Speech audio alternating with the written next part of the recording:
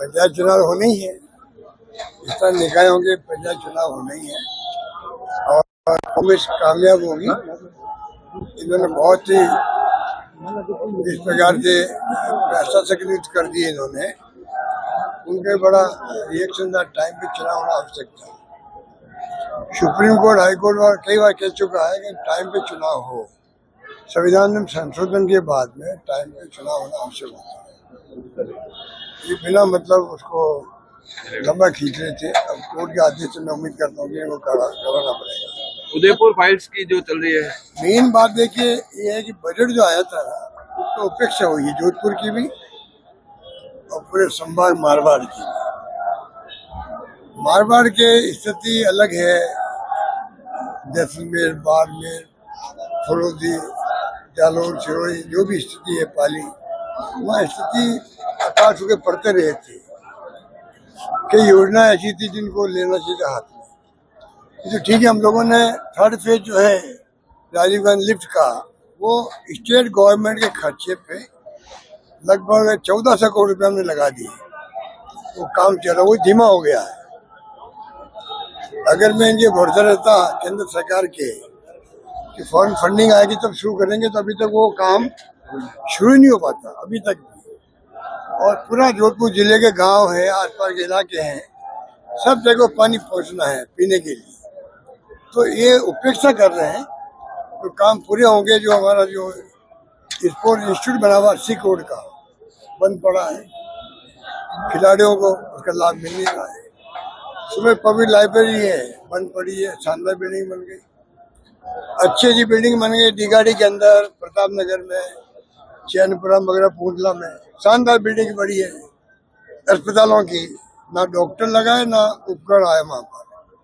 इतना उपेक्षा का भाव रखना नहीं चाहिए इस सरकार को। फिनटेक यूनिवर्सिटी भी आपने इतनी बड़ी फिनटेक यूनिवर्सिटी बिल्डिंग धीरे धीरे काम चला रहे, इतना बड़ा इंस्टीट्यूट वो भी है। तो ये पता नहीं क्यों उपेक्षा करें जोधपुर की, ये समझ के परे है। रिफाइनरी भी अभी तक शुरू नहीं हो पा रही। रिफाइनरी ज्यादा दे रहे, बार बार अगस्त में कह रहे हम करेंगे उद्घाटन, उसका क्यों नहीं कर रहे हैं। गृह मंत्री के बाद जोधपुर आ चुके हैं, तो स्पोर्ट्स कॉम्प्लेक्स भी है, सुमेर लाइब्रेरी है, तो काम यहाँ अधूरे पड़े हैं, उनसे करवा दे उद्घाटन। रिफाइनरी का उद्घाटन क्यों नहीं करवाते पीएम से? बार बार कह रहे हैं तारीख बदल रहे हैं, क्या राज है? तो ये सरकार बजट से पूरा निराश किया राजस्थान वासियों। जिस प्रकार से ऐसा बजट कभी आया नहीं निराश करने वाला। पूरे प्रदेश में बहुत भयंकर आक्रोश है, सब क्षेत्रों में आक्रोश है। बुजुर्ग पेंशन को लेकर अभी पेमेंट बाकी है भाई।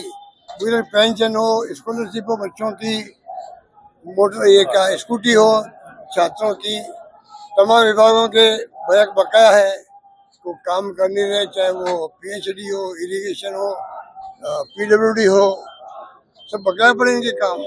पेमेंट हो ही नहीं रहा कहीं पर। और बताते हमारा रेवेन्यू बहुत बढ़ गया है।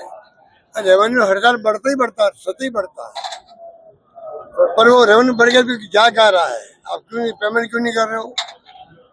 सब काम ठेके के काम बंद पड़े हैं, ठेकेदार ने हाथ खड़े कर दिए हैं। इन समझ में आने रहे लोगों की। राज्यों में सांप्रदायिक हिंसाएं हो रही है लगातार। सरकार का एजेंडा यही है, केंद्र सरकार का एजेंडा, यूपी सरकार का एजेंडा अगर यही हो तो फिर तो हिंसा होगी होगी। सुप्रीम कोर्ट का कहना है कि आप पैसे डालोगे तो लोग काम नहीं करेंगे। सुप्रीम कोर्ट की मंशा दूषित थी। उन्होंने कल कहा या परसों कहा कि चुनाव के वक्त में आप पैसा बांटते हो, जैसे बिहार में किया। परसों पोलिंग है, आज पैसा बट रहा 10,000 रुपये। परसों पोलिंग है, हर फेज के अंदर पैसा बढ़ता गया और कोई इलेक्शन कमीशन रोक नहीं लगाई।